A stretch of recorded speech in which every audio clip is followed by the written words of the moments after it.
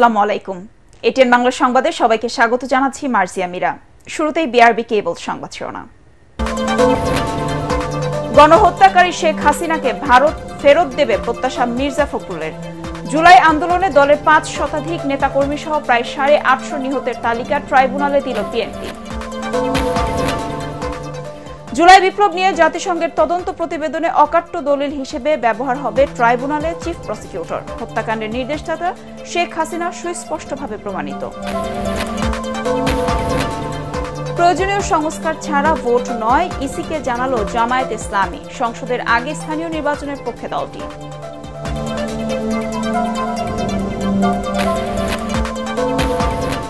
RAB বিলুপ্তি, বিজেপিকে সীমান্তে রাখা সহ জাতিসংঘের সুপারিশের বিষয়ে আলোচনা করে সিদ্ধান্ত জানালেন স্বরাষ্ট্র উপদেষ্টা। বিদেশিদের জন্য ট্রানজিট ভিসা আবেদনের অ্যাপ উদ্বোধন। এবং কাল থেকে টঙ্গীর তুরাগ তীরে শুরু হচ্ছে বিশ্ব ইজতেমার ৩য় পর্ব। অংশ নিচ্ছেন সাতপন্থীরা। ময়দান জুড়ে নিরাপত্তা জোরদার।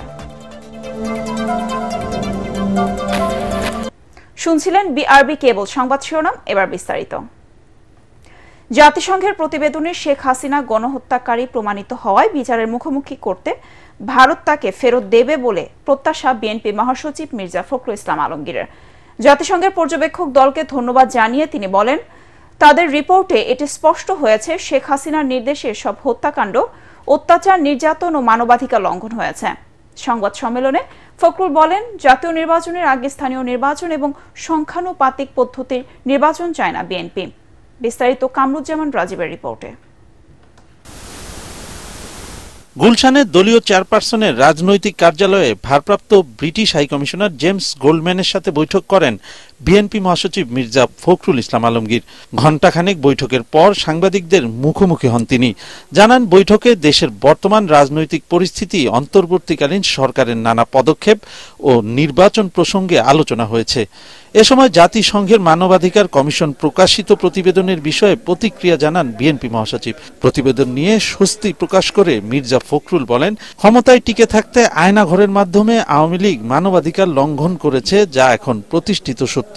এখন সবার একটাই প্রত্যাশা, ভারত শেখ হাসিনাকে বাংলাদেশের কাছে হস্তান্তর করবে। ধন্যবাদ জানাতে হবে জাতিসংঘের যে পর্যবেক্ষণ কমিটি এসেছেন, তাদের যে রিপোর্টটা, সেই রিপোর্টটাকে আমি ধন্যবাদ জানাতে চাই যে তারা সঠিকভাবেই বলেছেন যে একজন ব্যক্তি, বিশেষ করে ফ্যাসিস্ট হাসিনার নির্দেশেই সমস্ত হত্যাকাণ্ডগুলো ঘটেছে।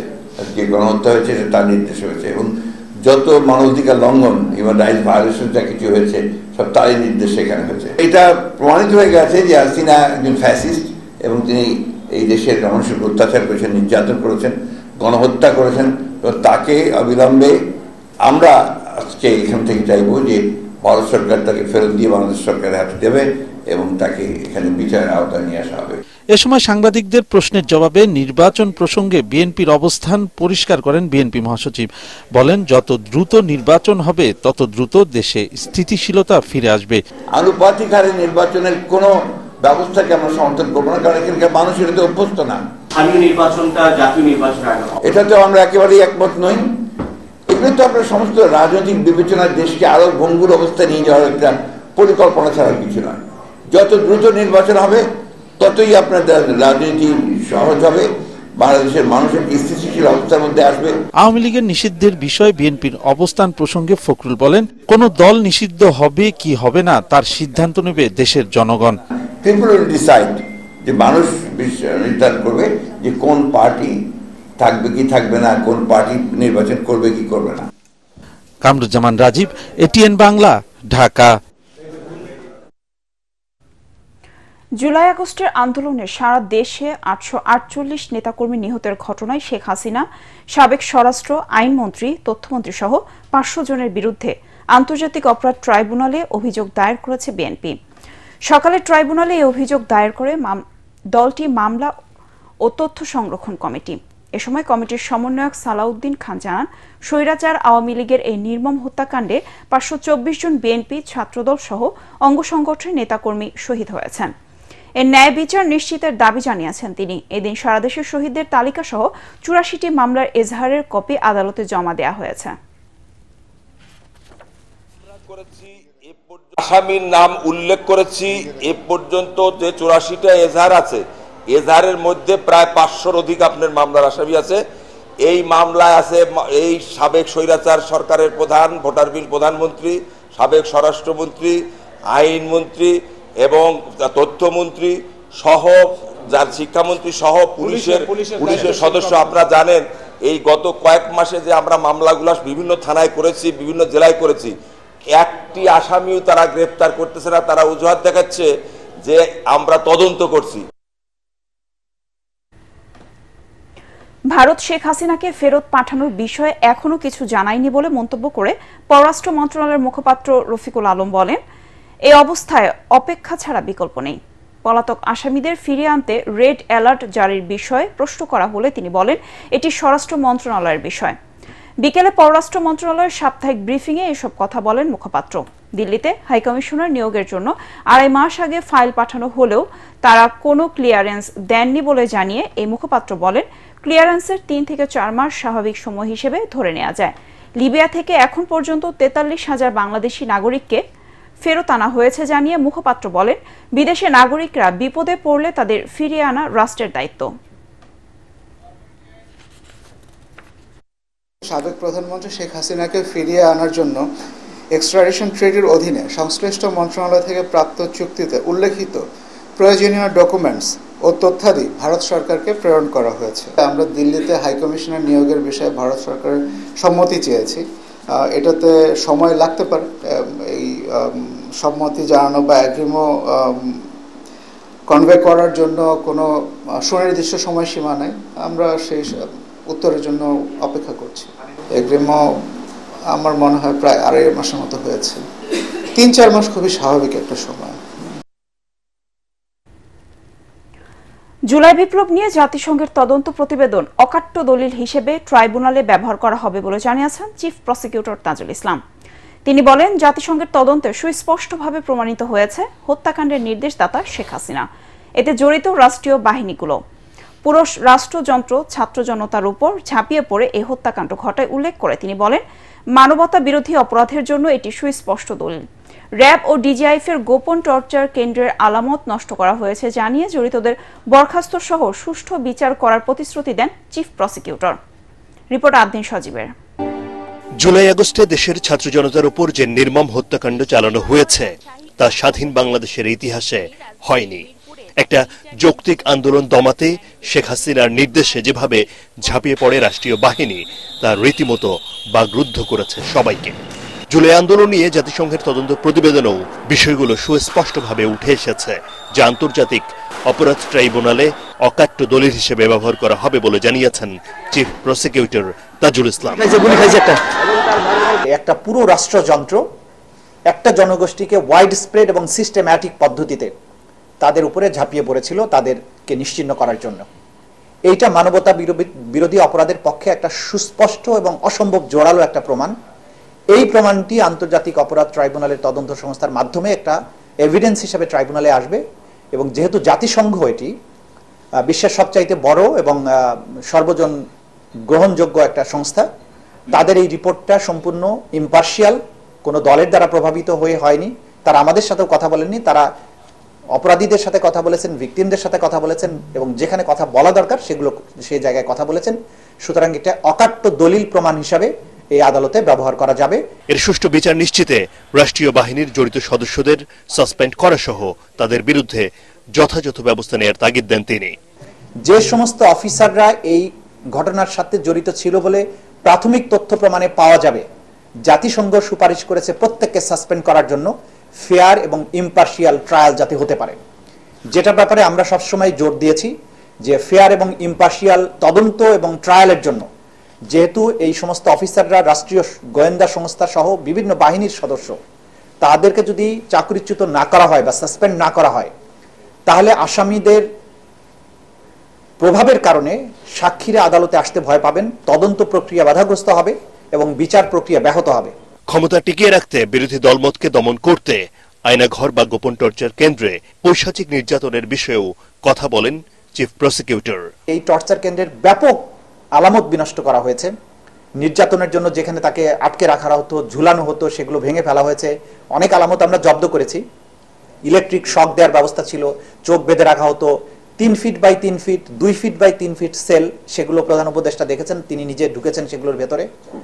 অর্থাৎ একটা মানুষকে পৈশাচিক পদ্ধতিতে কত নির্মমভাবে নির্যাতন করা যায়, এই বন্দিশালাগুলো ভিজিট না করলে একজন মানুষের পক্ষে বিশ্বাস করাটাই কঠিন ছিল।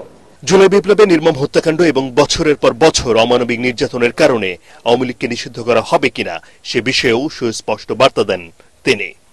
রাজনৈতিক দলকে নিষিদ্ধ করা হবে কি হবে না এটা রাষ্ট্রের সিদ্ধান্তের ব্যাপার। তবে দলগতভাবে অপরাধের প্রমাণ পাওয়া গেলে সেই দল বা সংগঠনের বিরুদ্ধে ব্যবস্থা নেওয়ার সুযোগ আমাদের আইনে আছে। সেক্ষেত্রে দলের বিরুদ্ধে আনুষ্ঠানিক তদন্ত শুরু করা বা অভিযোগ নিয়ে কাজ করার সুযোগ আছে। সেটা ভবিষ্যতে করা হবে কিনা এটা আমরা এখনো সিদ্ধান্ত নেইনি। তবে অভিযোগ, তথ্য প্রমাণাদি আছে এখন পর্যন্ত বিদ্যমান, প্রয়োজন হলে সেই ব্যাপারে যথাযথ পদক্ষেপ গ্রহণ করা হতে পারে। জাতিসংঘের প্রতিবেদন এবং আন্তর্জাতিক অপরাধ ট্রাইব্যুনালের অনুসন্ধানের তথ্যের মিল রয়েছে জানিয়ে সুষ্ঠু ও ন্যায় বিচার নিশ্চিতে রাষ্ট্রীয় সব পক্ষকে দায়িত্বশীল ভূমিকা রাখার আহ্বান জানান চিফ প্রসিকিউটর আদ্দিন সজীব। এটিএন বাংলা, ঢাকা। শুধু জুলাই আগস্ট হত্যাকাণ্ড নয়, বিগত 15 বছরে সকল গুম খুনের তদন্ত হওয়া উচিত বলে মনে করেন মানবাধিকার নিয়ে কাজ করা সংগঠন মায়ের ডাক। জাতীয় প্রেস ক্লাবে জাতিসংঘের তদন্ত প্রতিবেদন এবং মানবতা বিরোধী অপরাধের বিচার প্রক্রিয়ায় আন্তর্জাতিক প্রেক্ষাপট শীর্ষক এক আলোচনা সভায় কথা বলেন তারা। বিস্তারিত মাজহারুল হক মুহাজিরের রিপোর্টে।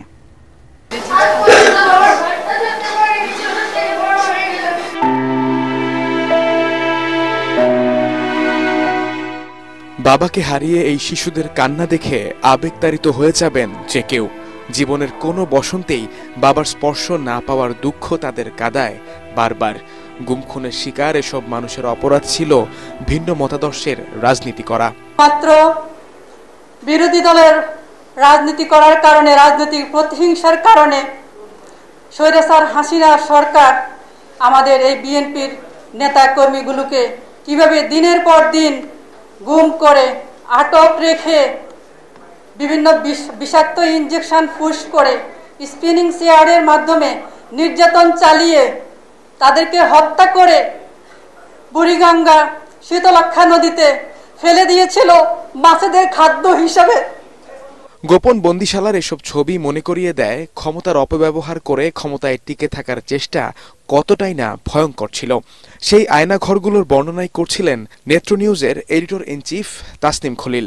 আগে যে ছবিগুলো আমি দেখালাম, যারা বাংলাদেশে যে প্রসিকিউটররা বলেন বা ইনভেস্টিগেটররা বলেন বা গুম কমিশন বলেন, তাদের সদিচ্ছার বিন্দুমাত্র অভাব থাকলে এই যে গোপন সেলগুলো আমি ছবি আপনাদেরকে দেখালাম, সেটা তাদের পক্ষে বের করা সম্ভব হতো না।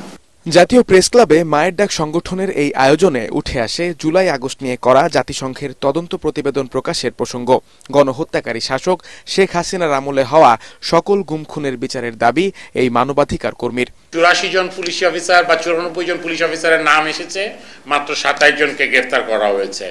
12 থেকে 13 জনের মতন সেনাবাহিনী কর্মকর্তার নামে অ্যারেস্ট ওয়ারেন্টের একটা প্রক্রিয়া আছে বা চলছে, কিন্তু আসলে তো ইনভলভমেন্ট অনেকের, তাদের অনেকেই এখন চাকরি বাকরিতে যুক্ত আছে। ডিজিএফআই নামক যে সংগঠনটা আছে, যেই সংগঠনটার আইনগত ভিত্তি নাই এবং শান্তিরক্ষা মিশনে জাতিসংঘকে যদি বাংলাদেশ পারফর্ম করতে হয়, এই সংগঠনটাকে বিলুপ্ত ঘোষণা করতে হবে। এদিকে মানবাধিকার লঙ্ঘন করার অপরাধে শেখ হাসিনাকে ফেরানোর ব্যাপারে ভারত রাষ্ট্রের জনগণকেও কথা বলতে হবে বলে মনে করছেন মানবাধিকার কর্মীরা। হাসিনাকে আশ্রয় দেয়াটাও ভারতের গ্রেট ভায়োলেশন বলে দাবি তাদের। মাজহারুল হক মুহাজির, এটিএন বাংলা, ঢাকা। প্রয়োজনীয় সংস্কার ছাড়া জাতীয় নির্বাচন চায় না জামায়াতে ইসলামী। নির্বাচন কমিশনের সাথে বৈঠক শেষে এই অবস্থান স্পষ্ট করেন দলের সেক্রেটারি জেনারেল মিয়া গোলাম পারওয়ার। বলেন, নির্বাচনী প্রক্রিয়ায় সংস্কার ছাড়া সুষ্ঠু নির্বাচন সম্ভব নয়। একই সাথে সংসদের আগে স্থানীয় নির্বাচন আয়োজনের পক্ষে দলের অবস্থান তুলে ধরেন তিনি। বিস্তারিত জানাচ্ছেন ইকরামুল হক সায়েম। দীর্ঘ এক যুগ পর নির্বাচন কমিশনে জামায়াতে ইসলামীর প্রতিনিধিরা 2013 সালে নিবন্ধন বাতিলের পর ইসির সঙ্গে প্রথমবারের মতো দলটির বৈঠক। বৃহস্পতিবার সকাল 10টায় বৈঠক শুরু হয়ে চলে প্রায় 2 ঘন্টা। বৈঠক শেষে সাংবাদিকদের সাথে কথা বলেন জামাতের সেক্রেটারি জেনারেল মিয়া গোলাম পারওয়ার। জানান সংস্কার ও নির্বাচন নিয়ে দলের অবস্থানের কথা। No election without reform. আমাদের পরিপূর্ণভাবে অন্তত নির্বাচনী প্রক্রিয়ার সঙ্গে যে সমস্ত অর্গান এবং বিভাগগুলো রাষ্ট্রের জড়িত সেগুলোকে সংস্কার করেই জাতীয় সংসদে নির্বাচন করতে হবে। তা না হলে এই নির্বাচন নিরপেক্ষ হবে না, অবাধ হবে না। পূর্বের যে 3টা নির্বাচনে জনগণ ভোট দিতে পারে নাই সেই নির্বাচনেরই পুনরাবৃত্তি ঘটবে। এ সময় সংসদ নির্বাচনের দিনক্ষণ নিয়ে সুনির্দিষ্ট কোনো প্রস্তাব না দেওয়ার কথা বললেও আগেই স্থানীয় নির্বাচন আয়োজনের পক্ষে মত তুলে ধরেন জামাতের সেক্রেটারি।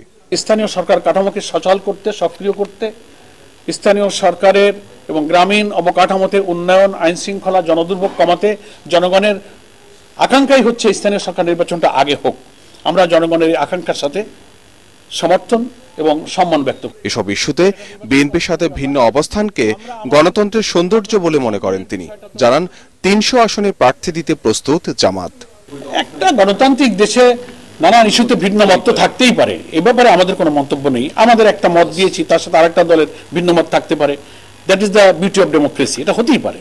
জুলাই গণহত্যা তদন্তে জামাত সহযোগিতা করেনি বলে জাতিসংঘ মানবাধিকার কমিশনের বক্তব্য সঠিক নয় বলেও দাবি করেন মিয়া গোলাম পারওয়ার। জাতিসংঘ হিউম্যান রাইটস কমিশনের সঙ্গে ফ্যাক্ট ফাইন্ডিং যত তথ্য, যত ইনফরমেশন, যত মেল সব আমরা রেসপন্স করেছি। এই তথ্যটা কিভাবে এসেছে আমরা চেক করব। এটা তথ্য আমরা যাচাই করেছি, এটা সঠিক নয়। Thank you. Ikramul Haque Sayem, ATN Bangla, Dhaka.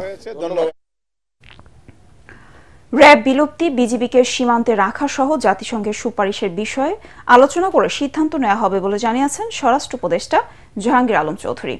বিদেশি নাগরিকদের জন্য অন অ্যারাইভাল ট্রানজিট ভিসা আবেদনের জন্য অনলাইন অ্যাপস উদ্বোধন করে তিনি কথা বলেন। পাসপোর্ট ভেরিফিকেশন সহজীকরণ ও পাসপোর্ট আবেদনকারীদের জটিলতা নিরসনে 999 কার্যক্রম উদ্বোধন করেন উপদেষ্টা। এ সময় তিনি বলেন, পাসপোর্ট প্রাপ্তির ক্ষেত্রে পুলিশ ভেরিফিকেশন তুলে দেয়া হবে কিংবা সহজ করতে উদ্যোগ নেওয়া হবে। এখন থেকে 14টি দেশের নাগরিকরা অন অ্যারাইভাল ভিসার সুযোগ পাবেন। অনলাইনে 10 মিনিটে অন অ্যারাইভাল ভিসা পাবেন 30 দিনের জন্য। এ সময় জাতিসংঘের প্রতিবেদনকে স্বাগত জানান স্বরাষ্ট্র উপদেষ্টা। এটার অবস্থানটা হলো, এটা তো একটা প্রস্তাব তাদের দিছে, আমরা সবাই বসবো, বসার পরে যে আমাদের ডিসিশন এটা জানাবো। বাট আমরা তো এই যে তাদের এই ইনকোয়ারিটা আমরা তো সবাই তো স্বাগতম জানিয়েছি। এটা আমরা তো এটা সবাই আমাকে সরকারের পক্ষ থেকে তো তাদের এটা ওয়েলকাম করা হয়েছে। তারা একটা ভালো কাজ করছে। তারপরে আমরা বসে আমরা একটা ডিসিশন নিই। অন্তর্বর্তী সরকারের মেয়াদে বাংলাদেশ ও সংযুক্ত আরব আমিরাতের সম্পর্ক আরও গভীর হবে বলে আশা প্রকাশ করেছেন ওই দেশের স্বাস্থ্যমন্ত্রী আব্দুর রহমান বিন মোহাম্মদ আল ওয়াইস। তিনি বলেন, আগামী বছরগুলোতে উভয় দেশের মধ্যে বাণিজ্য ও স্বাস্থ্য সম্পর্কিত বিষয়গুলো আরও সম্প্রসারিত হবে। দুবাইতে ওয়ার্ল্ড গভর্নমেন্ট সামিটের ফাঁকে প্রধান উপদেষ্টা ডক্টর মোহাম্মদ ইউনূসের সাথে সাক্ষাৎকালে তিনি এসব কথা বলেন। সরকারের শীর্ষ নেতাদের মর্যাদাপূর্ণ বার্ষিক এই সম্মেলনে যোগদানের জন্য আল ওয়াইস ডক্টর মোহাম্মদ ইউনূসকে ধন্যবাদ জানান। প্রধান উপদেষ্টা 10 লাখেরও বেশি বাংলাদেশিকে কাজের সুযোগ দেয়ায় আরব আমিরাতকে ধন্যবাদ জানান। এ সময় অন্যান্যের মধ্যে পররাষ্ট্র উপদেষ্টা তৌহিদ হোসেন উপস্থিত ছিলেন।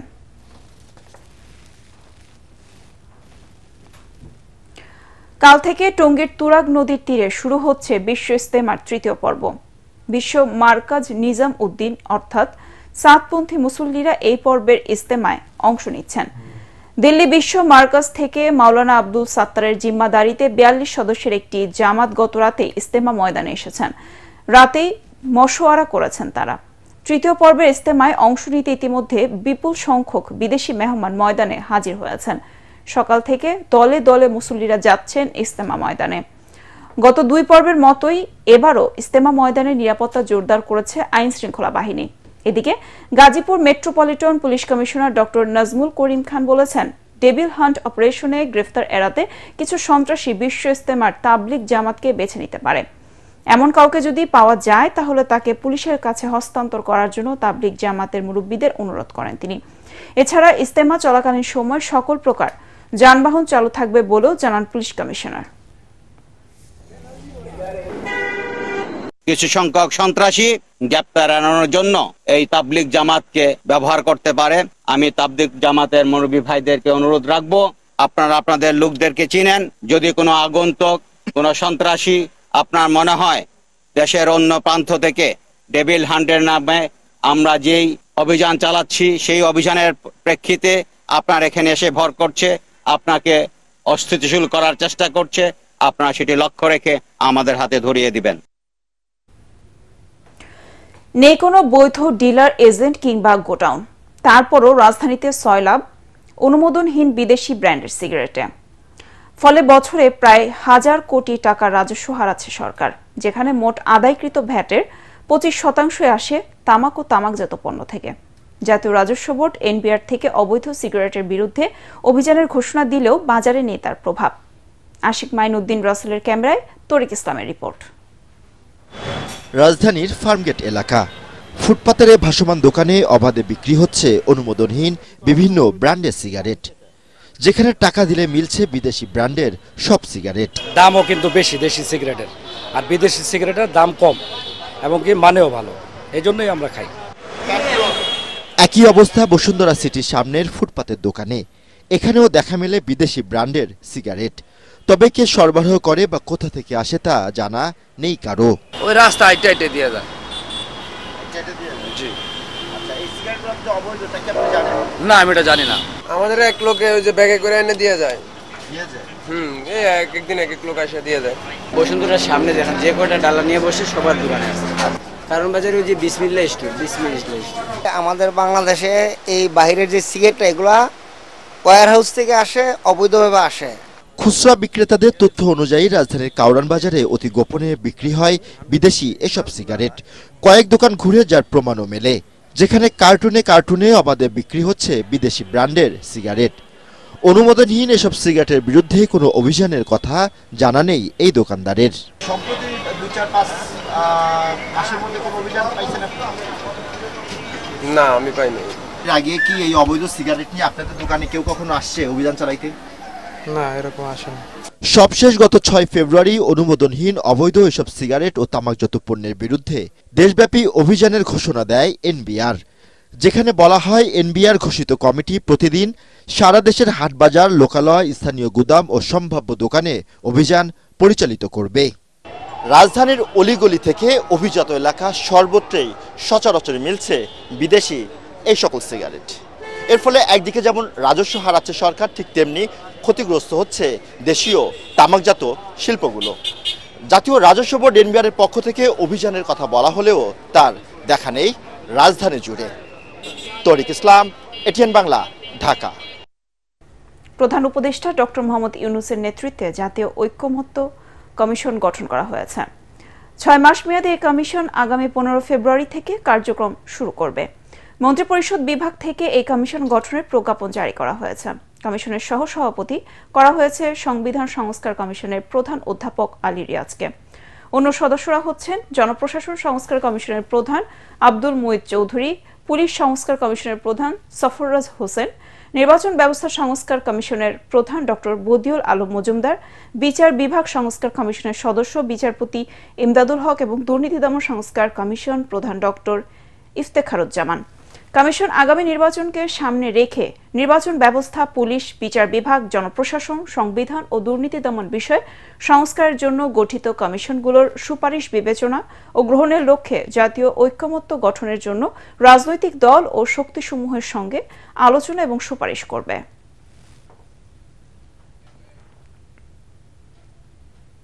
ভবিষ্যতে ফ্যাসিবাদী শাসনের আশঙ্কা মোকাবেলায় ক্ষমতাসীনদের জবাবদিহিতার জন্য প্রতিষ্ঠান তৈরি ও সেগুলোর স্বাধীনতা নিশ্চিতের গুরুত্ব দিয়েছেন সংবিধান সংস্কার কমিশনের প্রধান ডক্টর আলী রিয়াজ।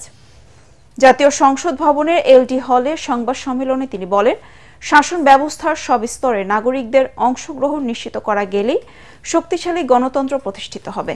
প্রধানমন্ত্রী পদের একচ্ছত্র ক্ষমতা হ্রাস এবং ক্ষমতায় প্রাতিষ্ঠানিক ভারসাম্য আনতে সংবিধানের 70 অনুচ্ছেদ সংশোধনের বিকল্প ছিল না বলেও মন্তব্য করেন আলী রিয়াজ।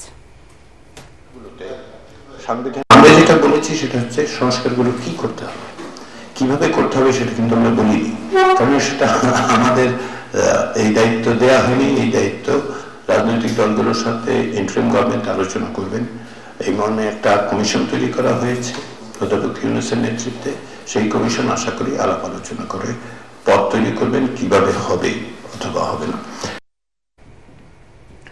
অবস্থান নিশ্চিত হলে গ্রেফতার করা হবে সাবেক অর্থমন্ত্রী আহম মোস্তফা কামাল ওরফে লোটাস কামাল সহ তার পরিবারের সদস্যদের।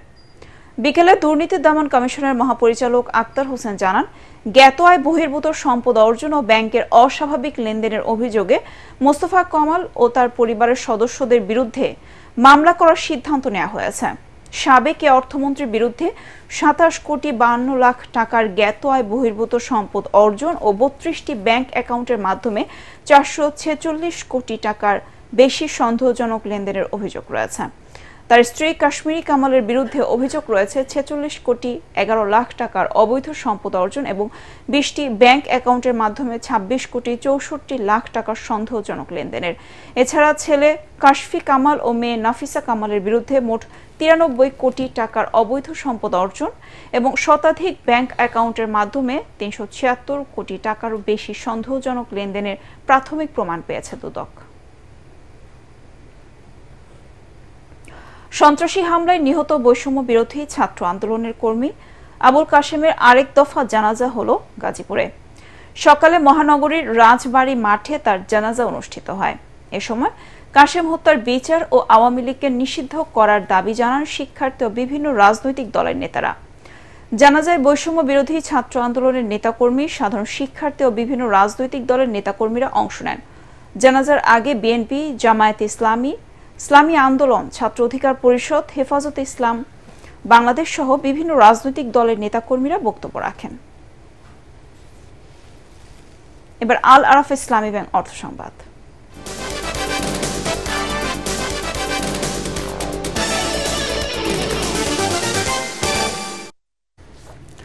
গ্রামীণ জনপদের মানুষকে সহজ ও নিরাপদ ডিজিটাল লেনদেনের সঙ্গে পরিচয় করিয়ে দিতে কুমিল্লার জগন্নাথপুর ও পাঁচথুবি ইউনিয়নে পরীক্ষামূলকভাবে ডিজিটাল ইউনিয়ন কার্যক্রম শুরু করেছে বিকাশ। এর আওতায় বাড়ি বাড়ি গিয়ে বৈঠক, মাইকিং, ভিডিও শিক্ষা কার্যক্রম, বাউল গান, বিভিন্ন ধরনের খেলাধুলার মাধ্যমে বিকাশ অ্যাকাউন্ট ব্যবহার করে কিভাবে সবচেয়ে সহজে নিরাপদে ডিজিটাল লেনদেন করা যায় সে বিষয়ে গ্রাহকদের সচেতন করা হবে। বিকাশের মাধ্যমে বিল প্রদান, মাইক্রো ফাইন্যান্স সহ অন্যান্য সব সেবা সম্পর্কেও ধারণা দেয়া হবে এই কার্যক্রমে। পরবর্তীতে দেশের অন্যান্য অঞ্চলেও এই কার্যক্রম পরিচালনা করা হবে।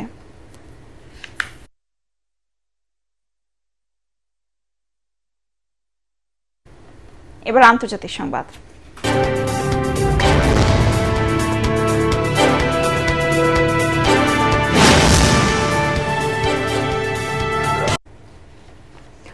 হোয়াইট হাউসে মার্কিন প্রেসিডেন্ট ডোনাল্ড ট্রাম্পের সঙ্গে আজ সাক্ষাৎ করবেন ভারতের প্রধানমন্ত্রী নরেন্দ্র মোদী।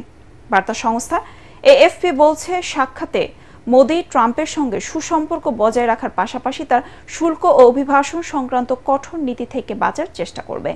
বার্তা সংস্থাটি তাদের বিশ্লেষণে আরও জানায়, দ্বিতীয় মেয়াদে ট্রাম্প বাণিজ্য ইস্যুকে সবচেয়ে বেশি গুরুত্ব দিচ্ছেন। একই সাথে ভারতকে সবচেয়ে বড় শুল্ক অপব্যবহারকারী বলেও সমালোচনা করেন, যে কারণে আগে থেকে সতর্ক মোদী প্রশাসন। এর মধ্যে মার্কিন মোটরসাইকেলের ওপর শুল্ক ছাড় দিয়েছে দিল্লি। এছাড়া আমেরিকা থেকে অবৈধ অভিবাসীদেরও ফিরিয়ে নিয়েছে ভারত।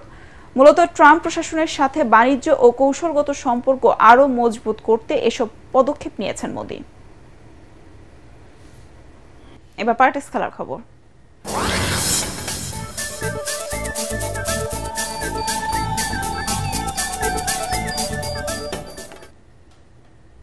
চ্যাম্পিয়ন্স ট্রফি খেলার উদ্দেশ্যে রাতে দেশ ছাড়ছে বাংলাদেশ জাতীয় ক্রিকেট দল।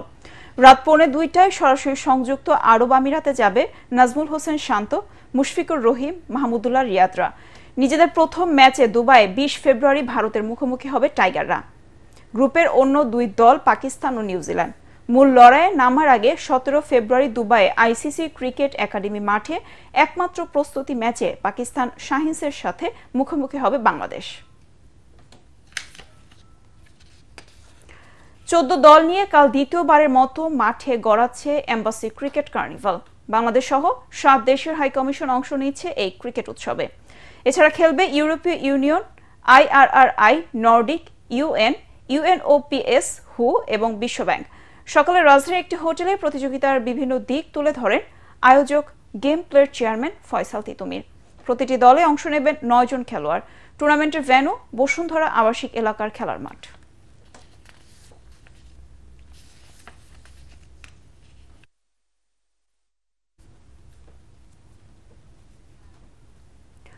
তারুণ্য উৎসব উপলক্ষে আয়োজিত ওয়াটার পোলো প্রতিযোগিতায় সার্ভিসেস টিম ক্যাটাগরিতে সেনাবাহিনী এবং ক্লাব ও জেলা ক্রীড়া ক্যাটাগরিতে কুষ্টিয়া জেলা চ্যাম্পিয়ন হয়েছে। মিরপুরে জাতীয় সুইমিং কমপ্লেক্সে সকালে অনুষ্ঠিত ফাইনালে সার্ভিসেস টিম ক্যাটাগরিতে সেনাবাহিনী হারিয়েছে নৌবাহিনীকে, আর ক্লাব ও জেলা ক্রীড়া সংস্থা ক্যাটাগরির ফাইনালে কুষ্টিয়া জেলা ক্রীড়া সংস্থা পরাজিত করেছে কুষ্টিয়ার আমলা সুইমিং ক্লাবকে। এদিকে ডাইভিংয়ে 2টি স্বর্ণ ও 3টি রৌপ্য জিতে প্রথম হয়েছে নৌবাহিনী। 2 দিনের প্রতিযোগিতা শেষে বিজয়ীদের পুরস্কৃত করেন rear admiral SM Abul Kalam Azad. এ সময় উপস্থিত ছিলেন অলিম্পিক অ্যাসোসিয়েশনের মহাপরিচালক ব্রিগেডিয়ার জেনারেল শামসুল আলম খান ও সুইমিং ফেডারেশনের সাধারণ সম্পাদক মাহবুবুর রহমান শাহিন। শেষ করার আগে বিআরবি কেবল সংবাদ শিরোনাম আরেকবার। গণহত্যাকারী শেখ হাসিনাকে ভারত ফেরত দেবে প্রত্যাশা মির্জা ফখরুলের। জুলাই আন্দোলনে দলের 5 শতাধিক নেতাকর্মী সহ প্রায় 850 নিহতের তালিকা ট্রাইব্যুনালে দিল বিএনপি। জুলাই বিপ্লব নিয়ে জাতিসংঘের তদন্ত প্রতিবেদনে অকাট্য দলিল হিসেবে ব্যবহার হবে ট্রাইব্যুনালে চিফ প্রসিকিউটর। হত্যাকাণ্ডের নির্দেশদাতা শেখ হাসিনা সুস্পষ্টভাবে প্রমাণিত। প্রয়োজনীয় সংস্কার ছাড়া ভোট নয়, ইসিকে জানালো জামায়াত ইসলামী। সংসদের আগে স্থানীয় নির্বাচনের পক্ষে দলটি।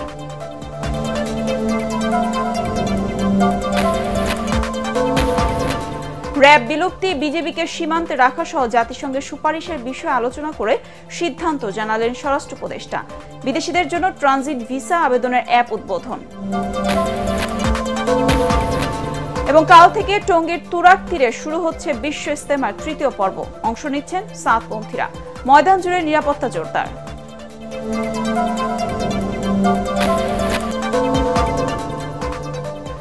পরবর্তী সংবাদ দেখার আমন্ত্রণ জানিয়ে এখনকার মতো শেষ করছি। ATN বাংলা সংবাদ ইউটিউবে দেখতে ব্রাউজ করুন youtube/ATN বাংলা নিউজ। ধন্যবাদ সবাইকে।